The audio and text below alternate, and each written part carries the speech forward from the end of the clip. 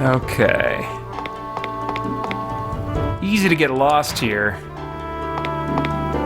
There's something oddly satisfying, though, about just filling out the map. You know, I think it scratches that completionist itch in me. I think that's what's going on.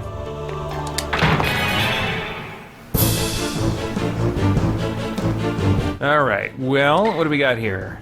Valkyrie. I think this shouldn't be a problem. You can probably just attack. Let's see. I want to have everybody attack except for Alfred. He'll defend himself. I don't want her to waste magic. Okay, let's see how this goes.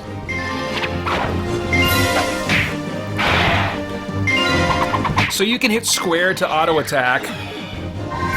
Or, you know, like many turn-based RPGs, it will remember the options you last chose. So, you know, if I want everybody to attack except for Alfred, then I can have everybody attack, have him defend, and then next turn, like this, just hammer X, and it'll repeat the exact same things I did last time.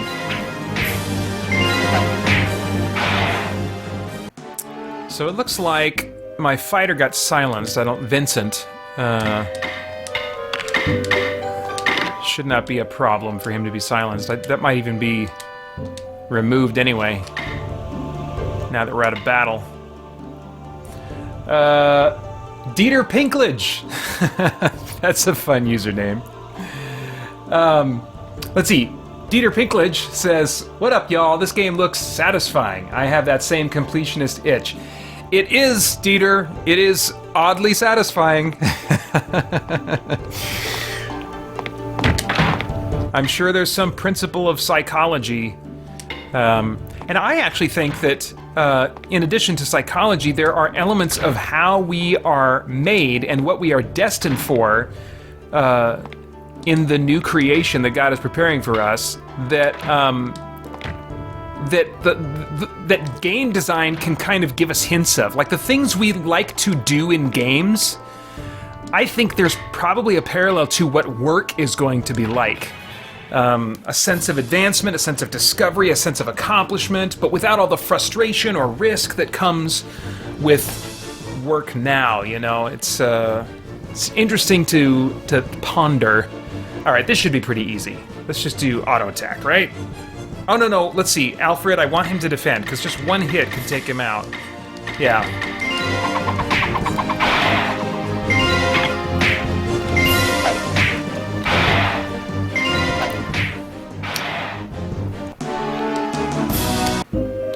All right, what do we got here? Any whips?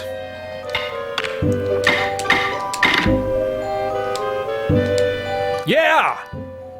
So I've got 2 of those now. Let me actually, oh man, this game. I'm sure there's some of you watching that are just like, these graphics look terrible, this looks old, it looks sterile and boring. I get it. If you feel that way, I get it. I wish I could convey to you what it feels like and what it is to enjoy this game. There's a sequel to this called Elminage Gothic. It is not it's not available on any consoles that I have. I don't think even Switch it's available on. You can get it on PC, and I did buy it on GOG on sale, but I want to play it with a gamepad. I think I'm going to get maybe at some point a switcher so that I can play very select PC games that use gamepad on my TV here, because I just can't bring myself at the end of the day to use keyboard and mouse at my desk.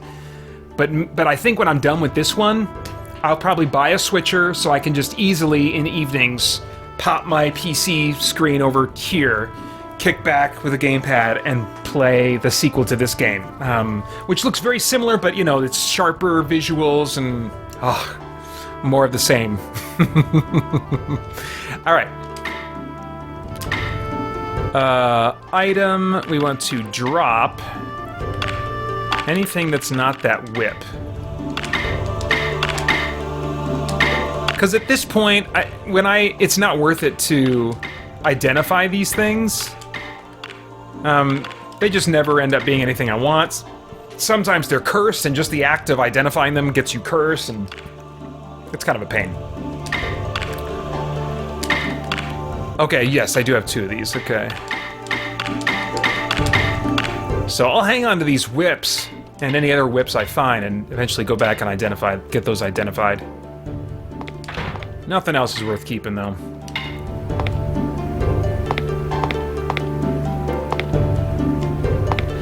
Yeah, Dieter Pinklage says, wow, what an observation. Yes, we yearn for eternity, unlimited progression, unlimited, ultimate purpose. Yeah, absolutely, absolutely.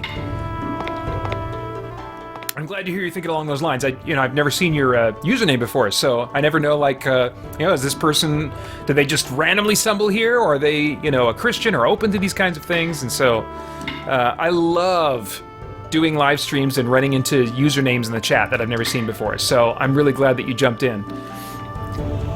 Balmy Leader says, do you have to watch Man of Steel to watch Batman vs. Superman? Well, in this life, that feels like strong language to say have to about so many things, but yes. I think you do. I think really there's an arc going on from Man of Steel to Batman vs. Superman, and then specifically Zack Snyder's Justice League, that is like a Superman kind of trilogy. There's an arc going on with that character. And it really does start in Man of Steel. I think to appreciate the events of Batman vs. Superman, there's some heavy stuff in Batman vs. Superman. You'll want to have been invested in the characters that are presented to you in Man of Steel.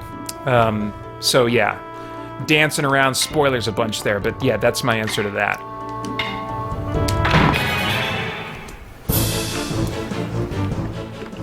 Next month, early September, I believe, is when the Blu-ray of Zack Snyder's Justice League is coming out. Looking forward to that. Let's see. What do we got here? Shikoki Golem. I have no idea what that's going to do to me. Let's just attack it. And then those things back there, they look mystical, so I am going to silence them. They look ghostly. Huh. If they are ghostly, I'm going to have to bless my weapons. We'll see. Okay. Let's go ahead and have her hide. He's going to defend himself. And let's fire row these guys. I had to rename the spells. Like Fire Row 2. The original name that it comes with is like Flibregada. Sounds nothing like what it does, but they give you the option to rename the spells. And they tell you what each spell does, and so I couldn't remember what all these weird spells were. So I totally took advantage. All my spell names you see here are names that I came up with for these spells. They had such bizarre names, and I have no idea why. Just call them fire. It doesn't have to be that creative, In this kind of game, I need to be able to make these choices pretty easily and quickly. So yeah, Fire Row 2. Resisted. Okay, so the third one got silenced. Ooh, man. I did almost no damage to that guy in the front. Oh, there we go, that's much better. So maybe he's susceptible to fire because Vincent's lightning sword didn't do crap. DT says, random question. Who would be someone with views very far from you that you also respect a lot? If there is someone, also feel free to ignore question if it's uncomfortable. No, I think I'm comfortable with that question. Thanks for adding that, though. The trick would be coming up with someone that views that are very far from me that I also respect a lot.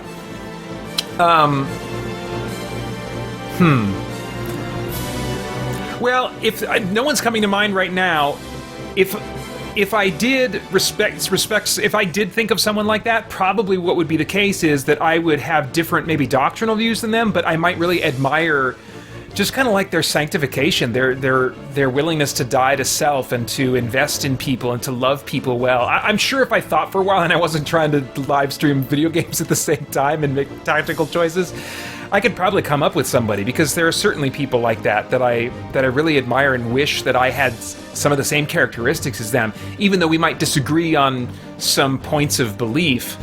But even then, it's probably not going to be... Now that makes me wonder if I could think of like a non-believer in that category. I don't think that I could. There are certainly non-believers that I respect, but I respect a lot. Nothing's immediately coming to mind. What I will say is I really respect the teaching of William Lane Craig. He's an apologetics guy and a philosopher and just a premier thinker among Christians. But I differ from him in his view on some issues of justification, and he takes the view that you can lose your salvation. You lose your justification, lose the gift of eternal life if you choose to walk away from it or reject it and stuff like that. And I would not hold that view. I'm persuaded to hold what's called the free grace position. I won't get into all that now. If you go to christiangeekcentral.com and search the word salvation, I wrote an article called "He Said What About Salvation," which basically gives some brief thoughts on my view of the free grace position, and then links to all the different times in my content that I've talked about it at more length. So anyway, all right. Well, maybe it was a fluke that the lightning sword didn't do much damage last time. I will try again. I'm gonna bless our weapons just in case. If those guys back there are called ghosts of any kind, they're gallery beast, gallery knight, gallery beast. I don't know, I'll take a swing at him. She's got a ranged weapon. Okay, just defend yourself. Just cower in the corner, Alfred. I need you alive. Magic. Let's try Ice Row on these guys.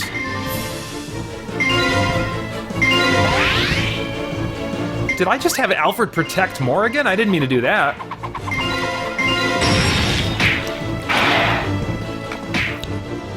Morrigan is my magic user. I named her after the character from Dragon Age, played by Claudia Black of Farscape, of which I'm a huge, huge fan.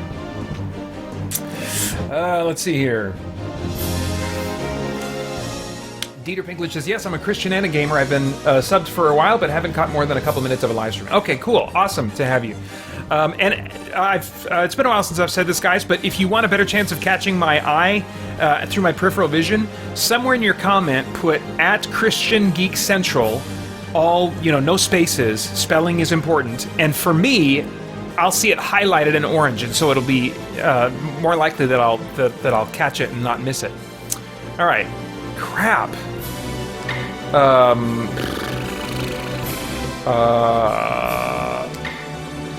Let's be reckless.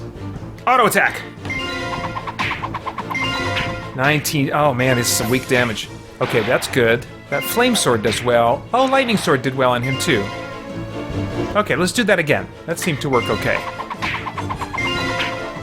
Okay. Good. Yep. Okay.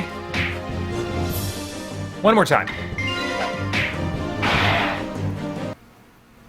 Nice. Yeah, look at that. Alfred is just gaining a ton of levels there. Okay, let's examine. Poison needles. Yeah, remove that.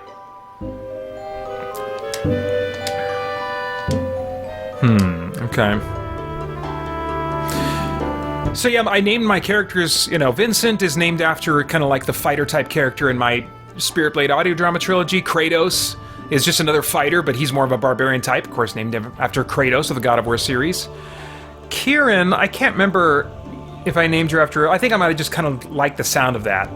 Shada is my rogue, that's named after the Shaden assassin in the Spirit Blade audio drama trilogy. Alfred, of course, named after Batman's butler, and Morrigan, I said already. Let's heal just a little bit. Can do like some weak healing here. Yeah, good. Okay.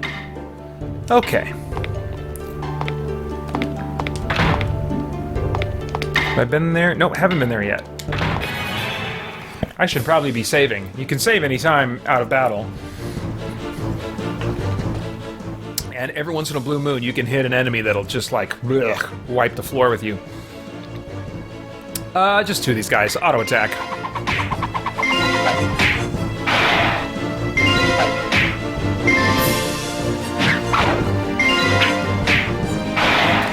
I have put enough time into this game. I think my playtime is like Let me see. I think it's like 70 hours. I'll check after this.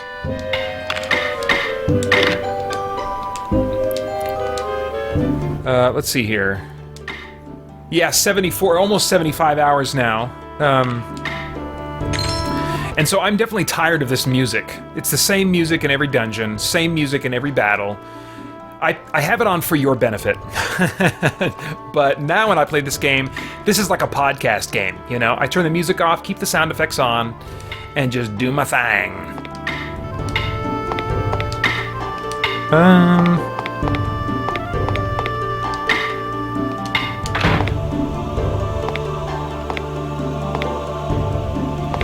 Rugged Roy says, haven't seen the Snyder Justice League yet.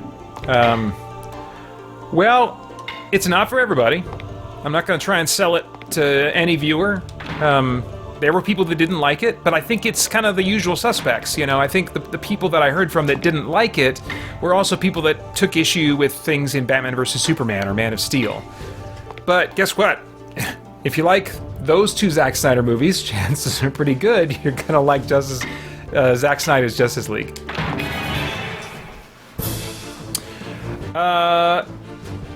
DT asks, Christian Geek Central, have you ever tried XCOM 2? I think you would really like it if you try a good difficulty setting and save when you want.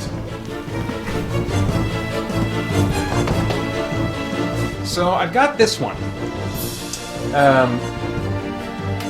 And I have started it.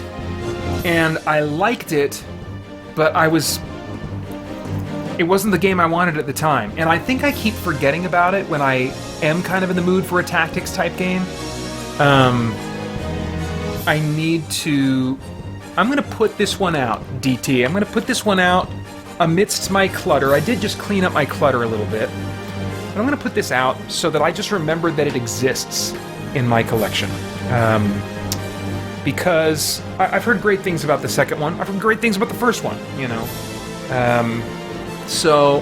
And I just love this time we're in right now where game releases have slowed down so much, and I've just rediscovered my backlog and kind of recommitted to an increased amount of frugality in my gaming spending. And I've kind of puzzled through and figured out, I think, some strategies that can allow me to do that. Part of the trick was I'm reviewing content, and so that makes it tempting for me, like, well, I guess I won't wait for a sale. Normally I would wait a year or two and get this on sale or in the used market, or I guess I'll get this now full price, you know, I can review it, you know.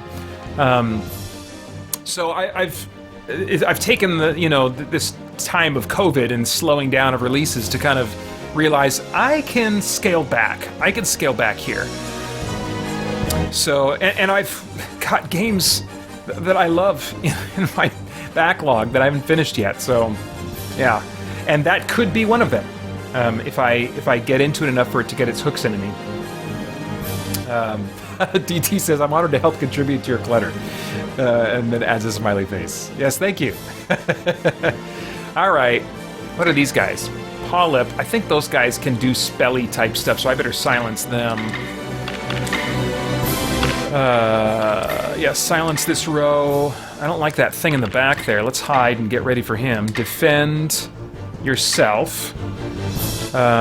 Magic. What do we want to do? Let's do just lightning 1 on that thing in the back. See what that does. Actually, you know what?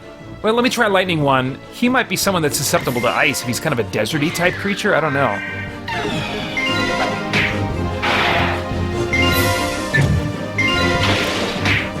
$55. Oh, nice. Okay, cool. Oh, well. Let's just do auto attack. See how far that gets us.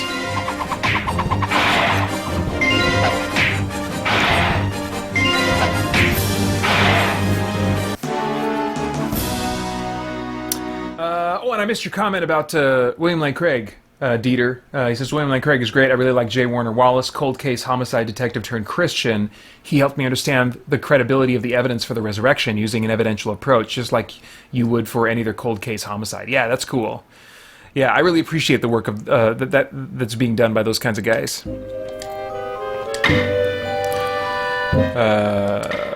Bomb.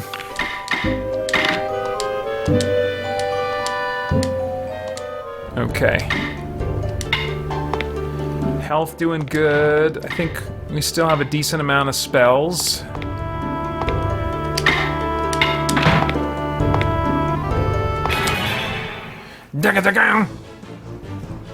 And what have we here? Kunoichi, aka some kind of ninja. Bandit. He looks like an aristocrat bandit, like a Spaniard Zorro type of bandit. Okay, well that thing's gonna hide. I'm gonna try and take that out as soon as I can.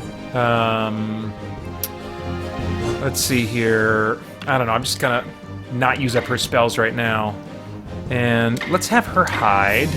Defend yourself, Alfred, and we'll just have her do a weak attack. Nice.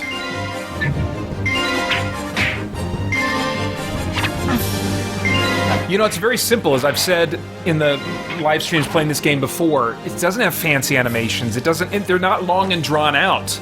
You know, that really started to get old for me in JRPGs, where they'd have these big, elaborate animations, or even short ones that were a few seconds long. I was like, you're slowing things down, you know? And I think that gave turn-based RPGs a reputation for being slow and boring, and consequently, I suspect that's why a lot of games like Final Fantasy started moving toward a real-time, active-time battle system of some kind, when in truth, as long as your animations are short and snappy, then, you know, you can have a very fast turn-based experience that actually moves as fast as you think, or as slow as you want to think, given the complexity of the situation that you're in, you know? So turn-based gets a bad rap for being slow and boring, because of, frankly, some bad actors, I think is the terminology that people use today. Bad actors. When I first started hearing people use that, I was like, bad actors? Who are we talking about? This is someone that it's an unconvincing performance in a film? No, they mean someone who's just behaving badly, right? Who's making bad moral choices or something? Maybe they didn't want to call them bad people, which I can respect. I don't know. That's interesting that we use that expression. All right.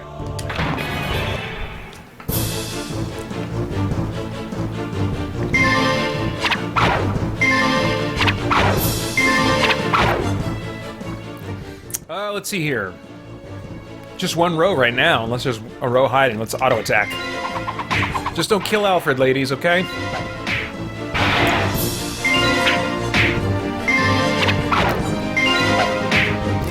The way it is, like the three characters on the left are representing the front row, and the three characters on the right are representing the back row. So Alfred, I think, is actually fairly safe back there.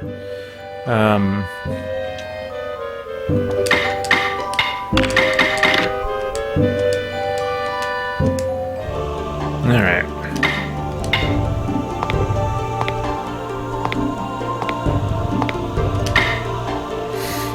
Good times. Oh. Uh-oh, they got a surprise attack on me. Don't hurt Alfred. Oh, good. Die, ladies.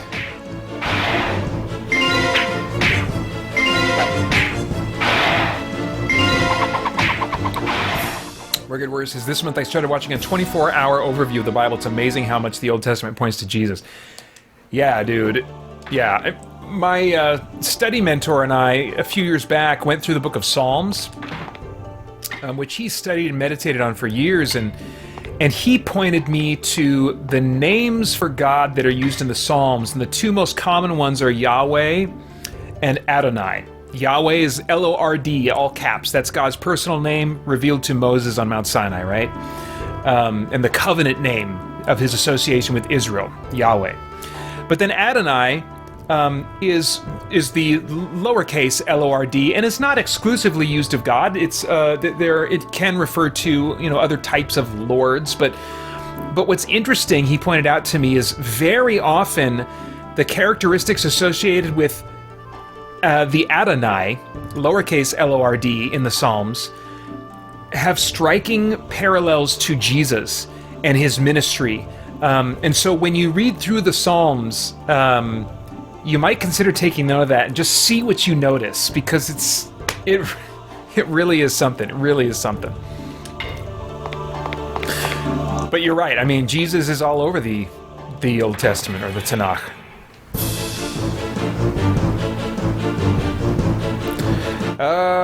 Auto attack.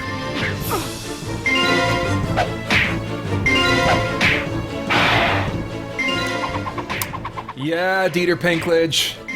You're writing pages in my diary. He says, that's true. This is nice and snappy. That's one of the huge upsides of classic text-based MUD-style games. You can play as fast as you can type, and no loading screens. Yeah, baby. I never got into the world of MUDs trying them out. Maybe I should. Let's see. Kieran's getting close to halfway in her health, but let's see if we can wipe these guys out.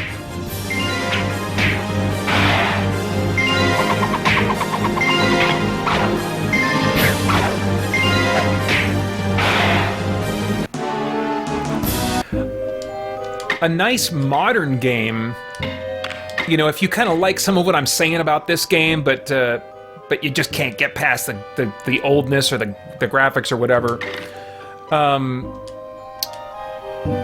The Bard's Tale 4 was I think the year it came out, one of, if not my favorite game. I don't think it was quite my favorite that year, but it's totally this type of game. And it also has this ability to skip puzzles. If you don't like puzzles, that's me.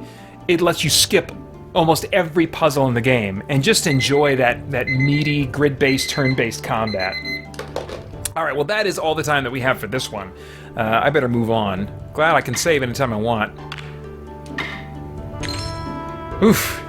Yeah. Yeah. I've been on such a tear with specifically turn-based RPGs in the last 3 months. It's partly because of some traveling I did this summer where I was basically largely limited to what I could play on my Vita.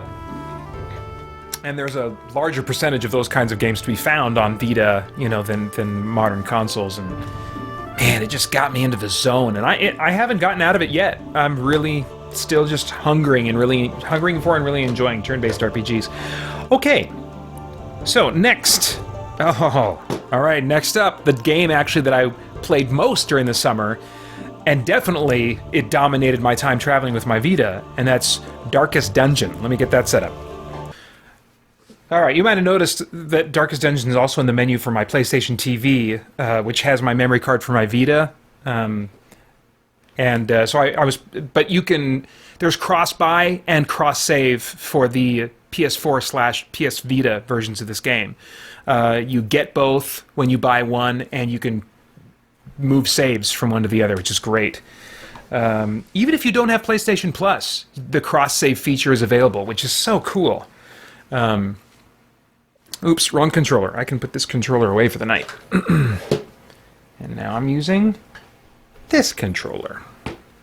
All right, I can put this one away too. Oh, my clutter. Oh, my clutter. All right.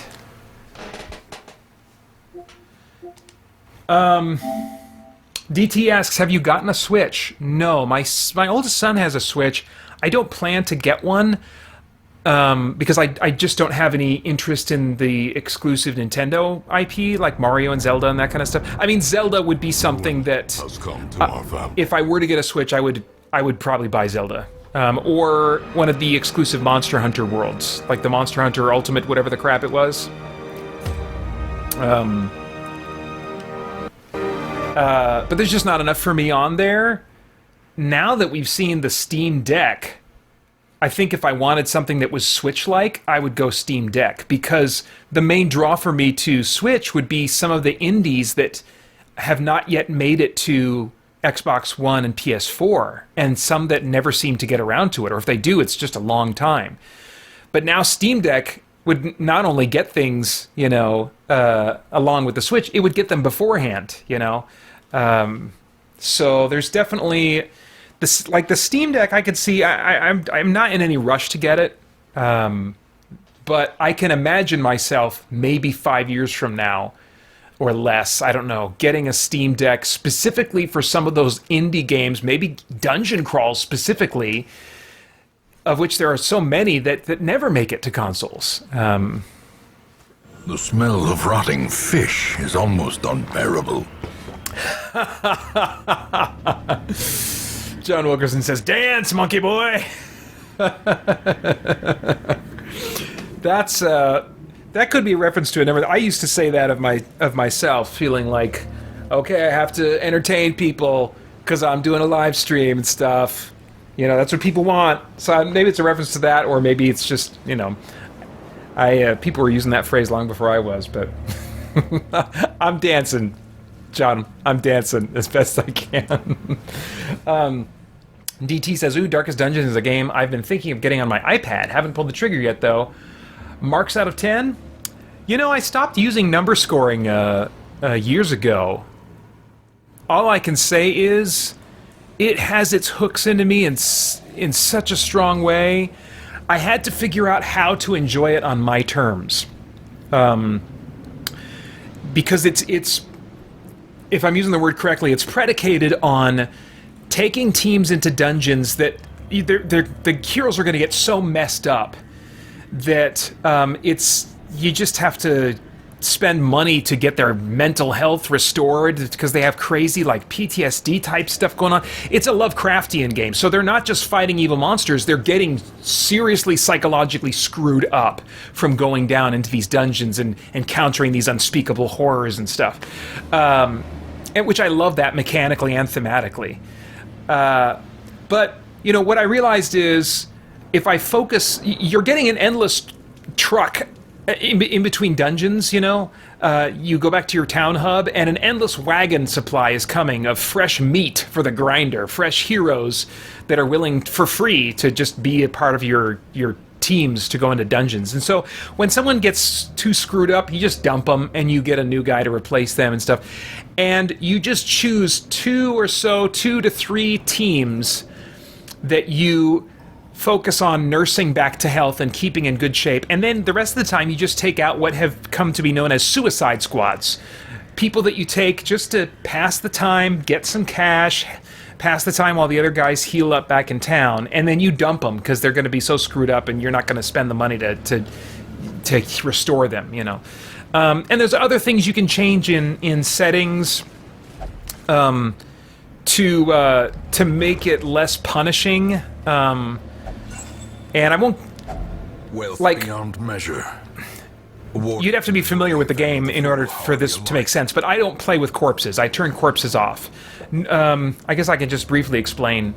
In this game, when enemies die, they leave corpses behind.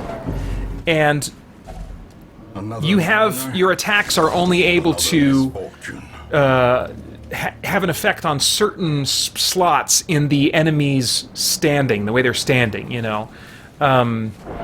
Depending on what position they're in, you know. And so corpses being left behind can really affect the tactics a lot and make it more challenging. They weren't in the initial early access version, and a lot of fans revolted when they started adding them to the game. So they put the option in the game for people to turn off corpses if they would like, and that is definitely how I prefer to play. And there's a number of other choices that can help you kind of enjoy the game in a less punishing way. And so if the game, I guess I say all that to just invite anyone who is intimidated by this game, who doesn't like overly difficult and punishing games, is not interested in roguelikes and the whole cycle of dying over and over again that those games are all about. Please don't let that put you off of this game if you like turn-based dungeon crawls. Shoot me an email. I will help you extract the enjoyment that you can find in this game, because I found there is a lot for someone who does not like roguelikes, you know, and the dying over and over again that they're known for. Okay, so let's stun these guys in the back. These guys, I like to stun as much as I can because they got this harpoon attack that can yank my guys out of their order that they're in and kind of like make my healer really vulnerable when I don't want her to be by yanking her to the front or whatever. So I try to keep these guys stunned as I whittle them down. Let's see here.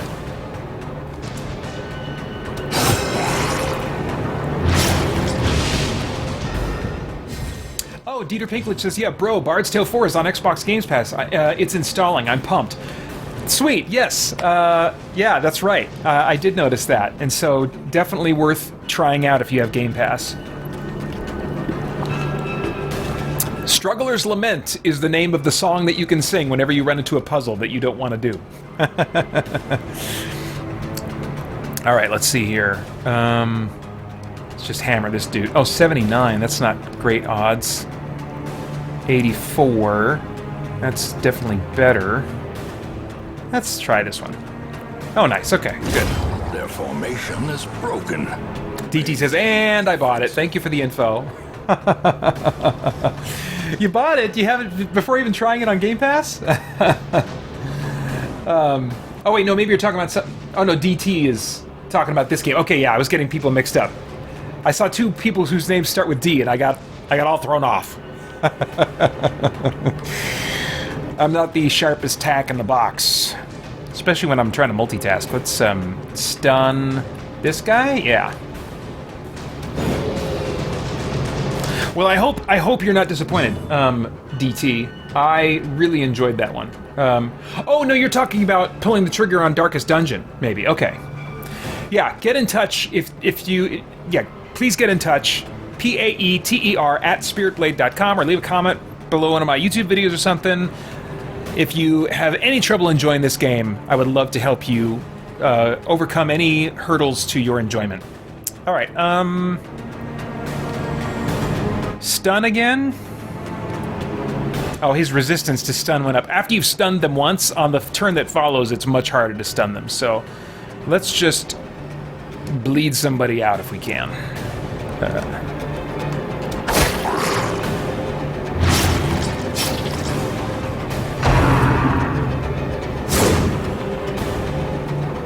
Oops, I forgot to push my button, dang it.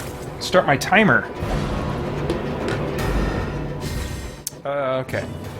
So, it makes me a little bit nervous to play this while live streaming because multitasking can get me killed in this game. There we go. Nice. Continue the onslaught. But I Destroy. in one sense, I don't think I need to be worried though because my guys are a bit over-leveled right now. I have some of my primary teams are ready to take on the endgame dungeon. I've already gone and done a quest in there once, and you have to do it like 3 or 4 times, and there's different, successive quests in the darkest dungeon. And once you've done all of those, you win the game. That's the end of the campaign, I guess. But they're hard, and I have guys at max level, and so I need to look for every way to optimize them for those runs. And since I can't get them better equipment at this point, or better or higher level at this point, I'm just making sure they are completely clear of all psychological ailments that might hamper them in any way in the dungeon. And so while I take the time to heal them, because it takes week after week after week to get rid of all their ailments, I'm taking other teams into easier dungeons just to keep building up my supply of money so that I have no problem spending money on treating these guys of their ailments. So that's what this run is about now. It's these guys are a bit over-leveled for this dungeon, maybe very over-leveled, I can't remember. So it shouldn't be too much of a problem, and it's still enjoyable. Let's see, do we want to stun... Oh yeah, this dude's susceptible.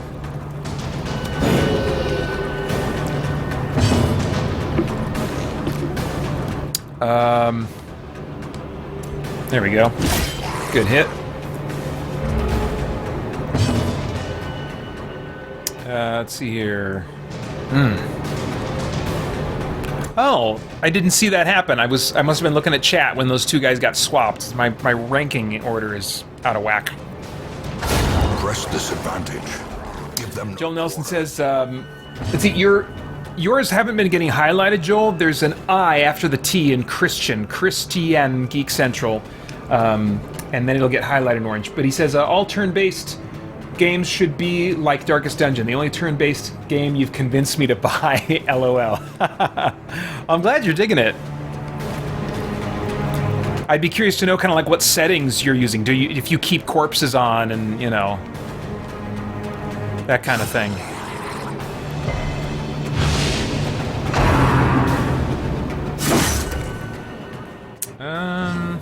Can we stun him?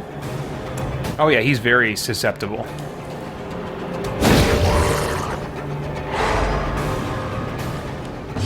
Nice. Confidence surges as the enemy... Alright, what do we got here? I can sell that for cash. I can sell that. I don't need any of these, like, these, relics or whatever they are anymore. I've upgraded everything in the town to the maximum level. Although I am about to install DLC that will suddenly open up a bunch of other stuff that I can upgrade. No, I'll wait, because I want to install the DLC after I've completed the campaign here, because it introduces some things that can make it more challenging and whatnot, and so I'm not ready for that. Okay, so we'll just leave that behind. Feels a little weird, but that's what I'm doing. Okay. So on this mission, if you just look in the upper left, I just have to scout or explore 90% of rooms, and then that's how I win this quest and get the rewards for it. Yeah, let's see. Oh, nice. If only treasure could staunch the flow of otherworldly corruption. No. Let's see. Let's use a torch here. Balmy Leader says, have you ever heard of Warrior Nun? It's on Netflix, but I only reached episode 6, so I can't review. A 19-year-old woman, if dead, gets a halo, brings her to life. I reviewed the premiere of that series. I don't know if I reviewed the first 2 episodes or just the first one. It's one that, like, I was interested in. I liked things about it. It didn't quite get its hooks into me for me to have gone back to it yet. But it's one that whenever I think of it, you know, I think, oh, I do want to get back to that. But I mean, I don't know if I ever will, honestly. You know, we'll see. There's just so many other cool things to enjoy. It's an embarrassment of riches.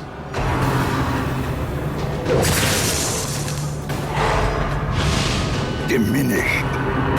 I did watch more. I reviewed the first episode maybe, but I watched more than that. I watched maybe I don't think I got as far as 6. Yeah. All right, what do we got going on here?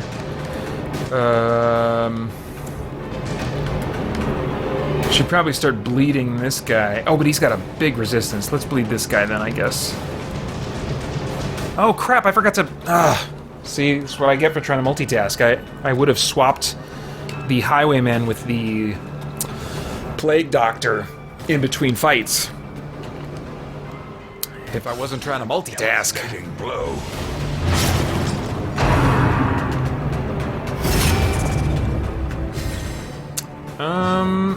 Let's see. Can we stun anybody? Ooh, this guy will probably stun. Yeah. Yeah. Joel Nelson says, I have been leaving corpses on. I enjoy the additional challenge they bring to the fight. I can see that. You know, maybe on a second playthrough I would consider that, because there are certainly character classes that have abilities that are only advantageous to use if you have corpses turned on. Otherwise, they're kind of like useless abilities. Let's see. I think... See, I only have a 74% chance to hit these guys, but it won't take much to kill this guy. Maybe I could finish him off and... Well, let's see. He's only got 3 left. He might die just from bleeding out. Maybe I should get started on this guy. No. Let's do this. Nice, okay. Okay, good. Got a good start on that jellyfish back there. DT asks, have you played Baldur's Gate? Great dungeon crawler, though not turn-based. Oh, yeah. That is one of my favorite games of all time. The first one, actually. A lot of people prefer the second one. The second one, you know, you get into higher levels in Dungeons and Dragons, and it becomes a different game in a lot of ways. It becomes a lot more about weird status effects and stuff that can make your characters... take characters out of your control. You know, in other words... they go berserk, or they fall asleep, or they... some other variant on basically, you don't get to play with that toy anymore. I'm like, that character is my toy. I've enjoyed playing with them up to this point. Now you're saying I can't play with my toys? That's like playing He-Man with a kid, and you get all your action figures out, and he says, now I control your action figures. You don't control, you get this one. You don't get to control any other. I'm like, what the crap? I want to play with my toys. And so the original Baldur's Gate is actually one of my favorite games of all time. I did repurchase it. I played it back in the day on, not when it originally came out in its heyday. It was still well after its heyday, but I played it first on PC about maybe 8 years ago, 7, 8 years ago, something like that. And then I repurchased it for PS4. I played a little bit of it, haven't gotten very deep into it. I actually at one point was considering playing it for this live stream.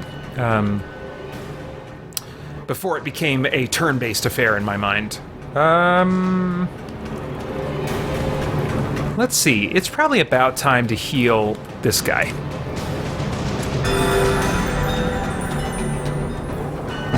Alright. Let's whack this guy. Oh, man.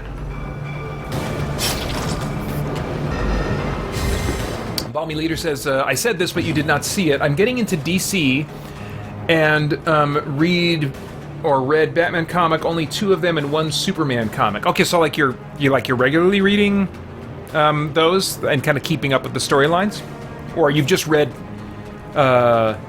just like 2 issues of Batman and 1 issue of Superman. I'm really enjoying DC Universe Infinite, the app, or the service. I mean.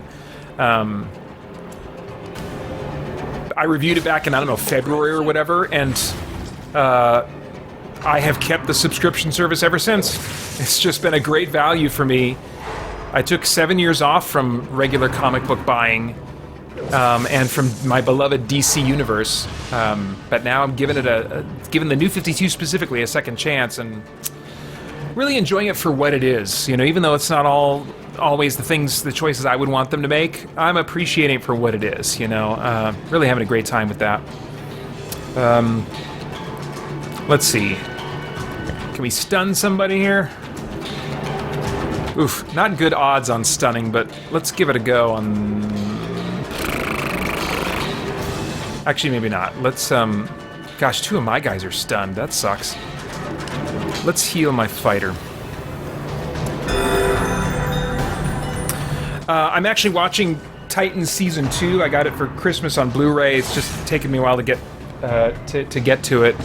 But I'm watching Season 2 in anticipation of reviewing the premiere of Season 3 next week, and really, really enjoying it. And after, I was actually finishing up an episode not long before the stream tonight, and watching it, I was like, I think tonight I'm going to watch another episode. After the stream, I'm going to watch another episode of Titans, and then I'm going to read some DC Universe Infinite comics. Good times. Good times.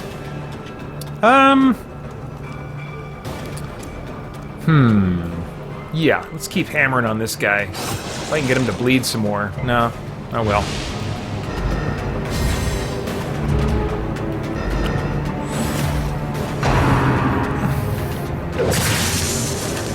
Okay. Not too bad. 94, good odds. Keep going at this guy. Oh, is he getting more susceptible to bleed? I think he is. That is 67% chance. Or defense or something like that, I can't remember. Let's see here. Yeah, she can contribute to the fight. I don't think anybody needs immediate healing. Let's do judgment on this dude. Nice. Oh, nice. Oh, I know what my fighter's gonna do next turn. Zealous accusation. Oh, crap! Oh, so often when I get the first 2 guys whittled down, or at least one of them whittled down, it's really satisfying to use that. Takes out one and gets a good start on the other, or makes good progress on the other. Alright, well, this guy's gonna die. he's going to kill himself from bleeding out probably next turn. Let's go to this guy. Oh, crap! Alright, my healer needs to heal now.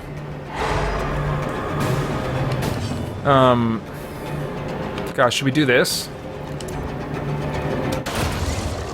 Oh yeah, that guy's definitely gonna bleed out next turn. So we can actually not do Zealous Accusation this time and just start doing this more proper attack here. Yeah! Oh good, and we get a nice heal in maybe. Let's do this guy before combat ends, because you can only heal during combat. It's kind of weird. I mean, you can only use her healing spells anyway. Unforeseen. Unforgiving.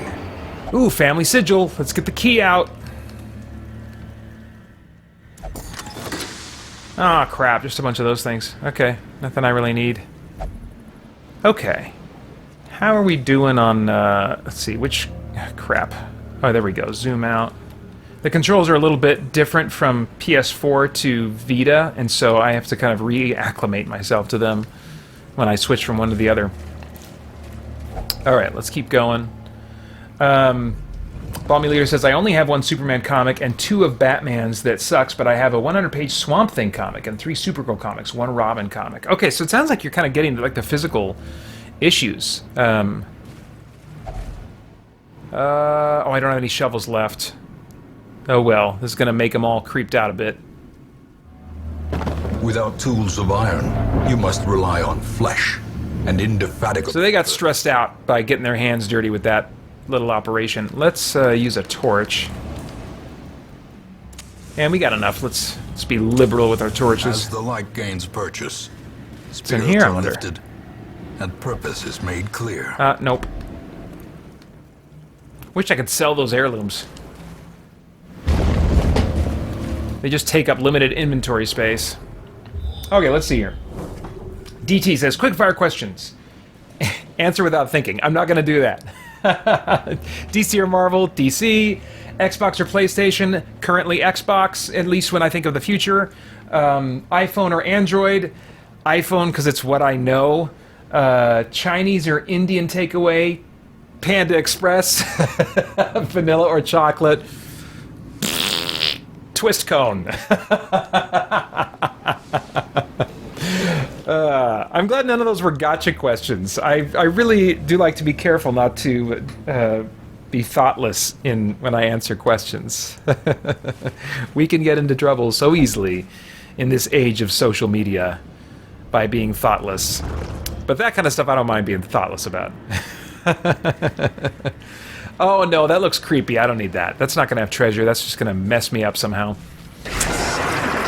Oh, Henzao86. Haven't seen that name. Welcome. Thanks for jumping in the chat. He says, hey, Chris, or she says, hey, Christian Geek Central. I've been eyeing Darkest Dungeon for a while now. Where do you rate in it with dungeon crawls? Right now I'm playing Etrian Odyssey, Nexus, and loving it. Yeah, I've heard of Etrian Odyssey. I watched videos on it. I mean, I don't have a Switch, so I can't really play it. But if I did own a Switch, that would be one that I would probably try, because it looks pretty close to what I want in a dungeon crawl. This one's apples and oranges. You know, there's some significant differences from this one to the other dungeon crawls that I'm playing tonight, namely those roguelike elements, where a lot of the development is about developing your home base rather than your characters, but you do have those kind of like prime teams that you can develop and do develop over a long period of time. But even so, it's not so much about... You're not collecting loot in the dungeons that you then equip. You're collecting loot that you take back to the town and you upgrade your town, and then that will allow you to buy or otherwise get access to resources.